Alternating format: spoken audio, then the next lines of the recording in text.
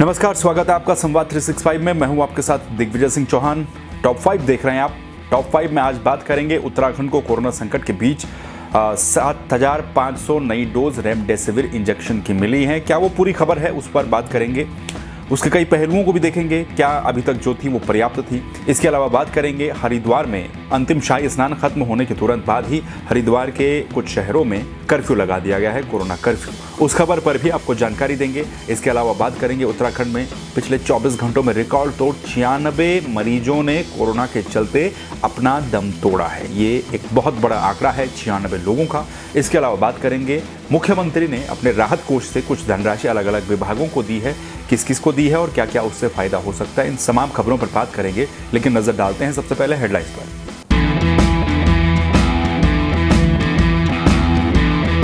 उत्तराखंड को मिली 7,500 remdesivir injection की dose. Ahmedabad से इंजेक्शन की खेप लेकर पहुंचा स्टेट प्लेन। आखिरी शाही स्नान खत्म होते ही हरिद्वार और रुड़की में लगा कोरोना कर्फ्यू। निजी वाहनों की आवाजाही भी रहेगी प्रतिबंधित। मुख्यमंत्री तीरथ सिंह रावत ने किया सेलाकुई में ऑक्सीजन प्लांट का निरीक्षण। कहा, राज्य में ऑक्सीजन प्लांट लगाने पर उद्योगपतियों को सरकार देगी रियायत। सीएम राहत कोष से विभिन्न विभागों को मंजूर किए गए 22.82 करोड़ रुपए। चालान करने पर पुलिस फ्री में देगी मास्क। और उत्तराखंड में जारी है कोरोना वायरस का कहर। पिछले 24 घंटों में रिकॉर्ड तोड़ 96 लोगों की मौत, 5,703 नए कोरोना के मरीज आए सामने।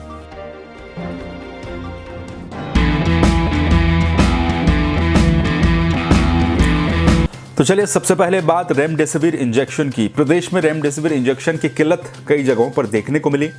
चाहे कितने भी दावे कर लिए जाएं, कितनी भी बातें कर लिए जाएं, कागज पर कितने भी रेमडेसिविर इंजेक्शन और मेडिकल स्टोर्स दिखाए जाएं, लेकिन उसके बावजूद भी लोगों को रेमडेसिविर इंजेक्शन उपलब्ध नहीं हो पा रहा था। कल हमने आपको जो खबर दिखाई थी उसमें सरकार ने कहा था कि प्रदेश में 8 ऐसे मेडिकल स्टोर होंगे अस्पतालों के अलावा जहां पर रेमडेसिविर इंजेक्शन मिलेगा, लेकिन कई जगहों पर लोगों को रेमडेसिविर का इंजेक्शन उपलब्ध ही नहीं हो पाया। या फिर ये कहा जाए जो 400 450 डोज उपलब्ध थी इन अलग अलग मेडिकल स्टोर पर, वो नाकाफी पड़ी। ऐसे में अब उत्तराखंड को करीब 7,500 रेमडेसिविर इंजेक्शन की एक नई खेप मिली है। ये खेप अहमदाबाद से आई है और अहमदाबाद से स्टेट प्लेन के जरिए इसको लाया गया है। मुख्यमंत्री तीरथ सिंह रावत का कहना है कि अब प्रदेश में आने वाले समय में रेमडेसिविर इंजेक्शन की कोई कमी नहीं मिलेगी, किसी भी तरह की कमी नहीं पाई जाएगी। 7,500 जो डोज उत्तराखंड में आई है, ये सभी लोगों को उपलब्ध हो पाएगी। तो राज्य सरकार ने स्टेट प्लेन को अहमदाबाद भेजा। अहमदाबाद से स्टेट प्लेन के जरिए इस रेमडेसिविर इंजेक्शन की खेप को उत्तराखंड लाया गया। उत्तराखंड जब ये खेप पहुंची तो मुख्यमंत्री का कहना यह है कि आने वाले समय में सभी जिलों में पर्याप्त रूप से रेमडेसिविर इंजेक्शन की आपूर्ति की जाएगी। किसी तरह से कोई कमी उत्तराखंड में देखने को नहीं मिलेगी। आपको हम बता दें, पिछले कई दिनों से उत्तराखंड में रेमडेसिविर इंजेक्शन की कमी देखने को मिल रही थी। इसकी ब्लैक मार्केटिंग भी एक तरफ काफी ज्यादा हावी है। लोगों को काफी बड़े बड़े दामों पर इस इंजेक्शन को खरीदना पड़ रहा है। सरकार ने 3400 रुपए इसका दाम तय किया है। लेकिन अब बहरहाल उत्तराखंड सरकार का यह कहना है कि पिछले 3 दिनों में करीब 11,000 डोज रेमडेसिविर इंजेक्शन की उत्तराखंड को मिली है और उत्तराखंड में 3,500 रेमडेसिविर इंजेक्शनों की आपूर्ति शनिवार को हुई थी और अगले 24 घंटे में 2,000 इंजेक्शन की आपूर्ति और हो जाएगी। ये उत्तराखंड सरकार का कहना है। तो कुल मिलाकर के इस खबर का सारांश ये निकलता है, 7,500 जो डोज रेमडेसिविर इंजेक्शन की उत्तराखंड में पहुंची हैं, अब देखना यह है कि क्या धरातल पर वास्तविकता में ये इंजेक्शन उपलब्ध हो पाएंगे। अलग अलग जिलों में जो डिमांड्स आ रही हैं, उन डिमांड्स को क्या पूरा किया जाएगा या फिर सिर्फ कागजों पर ये बातें रहेंगी। क्योंकि अभी तक जितनी भी व्यवस्थाएं देखने को मिली हैं, अधिकतम व्यवस्थाओं में यही देखने को मिला है, दावे कर दिए जाते हैं, लिस्ट जारी कर दी जाती है, लेकिन उसके बाद उस लिस्ट के ना तो कॉन्टैक्ट नंबर लगते हैं और ना वहां पर पर्याप्त मात्रा में वो चीज मिल पाती है जिसकी आवश्यकता होती है। अब बात हरिद्वार की। हरिद्वार में चल रहे महाकुंभ पर कई तरह की बातें हुई, कई तरह के विवाद हुए। इस महाकुंभ में 3 शाही स्नान हो चुके थे। अंतिम शाही स्नान होने के बाद अब जैसे ही शाही स्नान खत्म होता है तो वैसे ही हरिद्वार के डीएम ने कई जगहों पर कोरोना कर्फ्यू लगा दिया गया है। जी हां, आपको हम बता दें, हरिद्वार में अंतिम शाही स्नान खत्म होते ही कई शहरी इलाकों में हरिद्वार के कोविड कर्फ्यू लगा दिया गया है। ये 3 मई तक कोविड कर्फ्यू यहां पर जारी रहेगा। ये आदेश में ग्रामीण क्षेत्रों को कर्फ्यू में छूट दी गई है जहां पर बाजार छोटे हैं और कर्फ्यू के दौरान जो आवश्यक दुकानें हैं, जिस तरह की गाइडलाइन देहरादून के लिए उसी तरह की लगभग गाइडलाइन यहां पर भी देखने को मिल रही हैं। दुकानें शाम 4 बजे तक आवश्यक सेवाओं की सशर्त खुली रहेंगी। मंगलवार को सी रविशंकर ने कोविड कर्फ्यू के आदेश जारी कर दिए।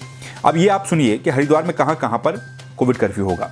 हरिद्वार और रुड़की नगर निगम का क्षेत्र, शिवालिक नगर पालिका, कैंटोनमेंट बोर्ड रुड़की, नगर पंचायत पिरानकलियार, भगवानपुर, लंढौरा, झबरेड़ा, नगर पालिका मंगलौर, लक्सर, सुल्तानपुर, गोवर्धनपुर, खानपुर, रायसी और भिक्कमपुर में ये कोविड कर्फ्यू रहेगा। तो अभी आप ये भी जान लीजिए कि हरिद्वार में किस किस चीज की छूट रहेगी कोविड कर्फ्यू के दौरान। तो संबंधित क्षेत्रों में निजी वाहनों को पूर्णतः प्रतिबंधित रखा जाएगा। पेट्रोल पंप और अस्पताल, गैस आपूर्ति, मेडिकल की दुकानें, इन पर किसी तरह का कोई प्रतिबंध नहीं रहेगा। आवश्यक वस्तु की सेवाएं, उनसे वाहन केवल ड्यूटी के लिए छूट रहेगी। जो देहरादून में भी जो गाइडलाइन थी, और शासकीय जो कार्यालय हैं वो बंद रहेंगे। आवश्यक सेवा से जुड़े कार्यालय खुले रहेंगे। बैंक और पोस्ट ऑफिस समय पर ही खुल पाएंगे। तो ये गाइडलाइंस हैं हरिद्वार के लिए। यानी कि हरिद्वार में जिस तरह का संक्रमण देखने को मिला था, कुंभ इसकी एक बहुत बड़ी वजह मानी जा रही थी, लेकिन कुंभ को खत्म नहीं किया गया समय से पहले।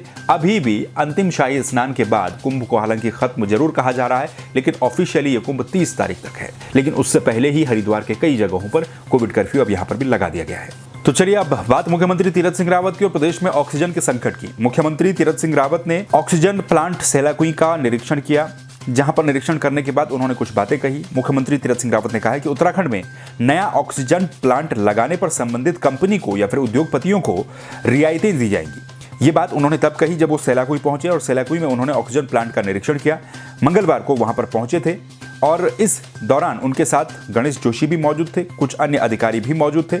उन्होंने प्लांट के अधिकारियों से ये जानकारी ली कि प्लांट में कितनी ऑक्सीजन का निर्माण हो रहा है, क्या क्या वहाँ पर प्रोसेस हो रही, किस तरह से काम हो रहा है, या फिर किस तरह से वहाँ पर समस्याएं आ रही, समस्याएं भी उन्होंने पूछी।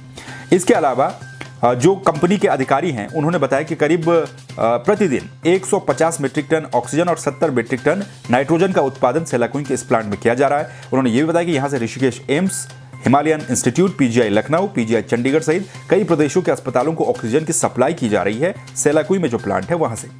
मुख्यमंत्री ने कहा कि अगर कोई नई कंपनी उत्तराखंड में ऑक्सीजन का प्लांट लगाना चाहती है तो उसको रियायतें दी जाएंगी ताकि ऑक्सीजन की कमी प्रदेश में ना हो सके। मुख्यमंत्री ने इस दौरान औद्योगिक एसोसिएशन के साथ सेलाकुई में एक प्रस्तावित 100 बेड के अस्थायी कोविड अस्पताल के लिए जगह का चयन भी किया। कोविड अस्पताल के लिए हरबटपुर सेलाकुई हाईवे पर सेलाकुई बाजार में एक जगह को चिन्हित किया गया है, जहां पर एक 100 बेड का कोविड अस्पताल बनाया जाएगा। उत्तराखंड में तेजी के साथ बढ़ते कोरोना संक्रमण और अव्यवस्थाओं को देखते हुए मुख्यमंत्री तीरथ सिंह रावत ने सीएम राहत कोष से विभिन्न विभागों को करीब 22.82 करोड़ रुपए की मंजूरी दी है, यानी कि 22 करोड़ और 82 लाख रुपए की मंजूरी दी है। इसमें अस्पतालों में बुनियादी संसाधनों को बढ़ाने के लिए करीब 10 करोड़ रुपए दिए जा रहे हैं। मंगलवार को सीएम राहत कोष से ये राशि देने की मंजूरी दी गई, इसकी स्वीकृति दी गई। इसमें मास्क पहनने में लापरवाही करने वालों पर जो जुर्माना पुलिस लगाएगी, उस जुर्माने के बाद करीब 4 मास्क भी संबंधित व्यक्ति को दिए जाएंगे। यानी कि अगर आपका चालान होता है, आपको जुर्माना भरना पड़ता है मास्क न पहनने के चलते, तो पुलिस आपको वापस 4 मास्क भी देगी।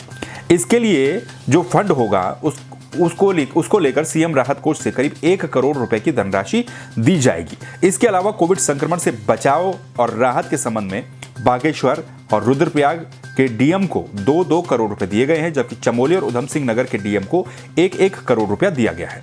तो मुख्यमंत्री राहत कोष से विभिन्न विभागों को और विभिन्न मदों में जो धनराशि दी गई है करीब 22 करोड़ की, इससे उम्मीद ये की जानी चाहिए कि जो व्यवस्थाएं कम रह गई हैं अस्पतालों में या जो व्यवस्थाएं नहीं हो पा रही हैं वो व्यवस्थाएं हों और मरीजों को समय से इलाज मिल पाए। जो आंकड़ा एक दिन में मरने वालों का 96 पहुंच रहा है, उसमें कुछ कमी आ सके। तो पुलिस को 1 करोड़ रुपए, रुद्रप्रयाग उधम सिंह नगर के डीएम को 2-2 करोड़ रुपए, चमोली उधम सिंह नगर को 1-1 करोड़ रुपए और इसके अलावा अस्पतालों के लिए 10 करोड़ रुपए की मंजूरी सीएम राहत कोष से दी गई है। चलिए अब बात उत्तराखंड के कोरोना अपडेट की। पिछले 24 घंटों में उत्तराखंड में मौत का एक नया आंकड़ा सामने आया है जो बेहद चौंका देने वाला है, बेहद डरा देने वाला है। उत्तराखंड में पिछले 24 घंटों में कोरोना के चलते 96 लोगों ने अपना दम तोड़ा है और ये एक सरकारी आंकड़ा है। इसके अलावा संक्रमितों की अगर हम बात करें तो 5,703 नए कोरोना के मरीज उत्तराखंड में मिले हैं और जो मौत का आंकड़ा है वो 96 तक पहुंच चुका है एक दिन में। इसके साथ ही अब राज्य में कुल मरीजों की संख्या 1,62,000 के पार हो चुकी है, जबकि अभी तक 1,13,000 मरीज ही ठीक हो पाए हैं।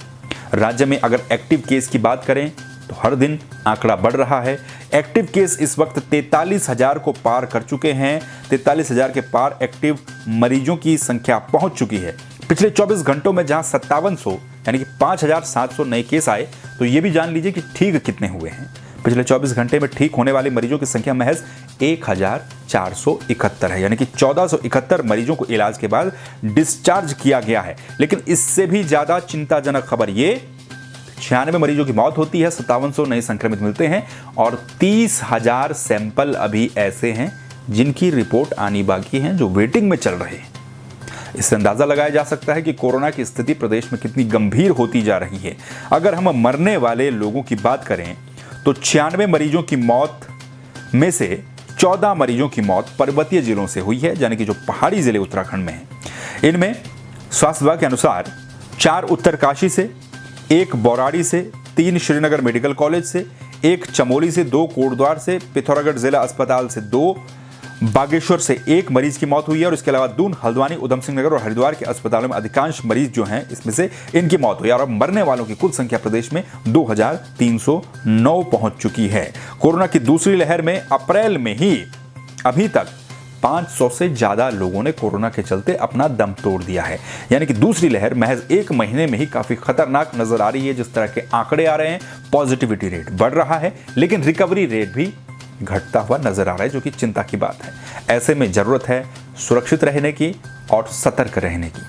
तो ये थी अभी तक की टॉप 5 खबरें। खबरों को लेकर आप क्या सोचते हैं, अपनी राय दीजिए। कोरोना से बचाव के उपाय आप क्या कर रहे हैं वो भी आप कमेंट में बता सकते हैं। आपको कहां पर किस किस तरह की दिक्कतें आ रही हैं वो भी आप कमेंट में बता सकते हैं। और बाकी खबरों के लिए आप देखते रहिए संवाद 365। फिर मिलेंगे नई खबरों के साथ, तब तक के लिए नमस्कार, सुरक्षित रहिए।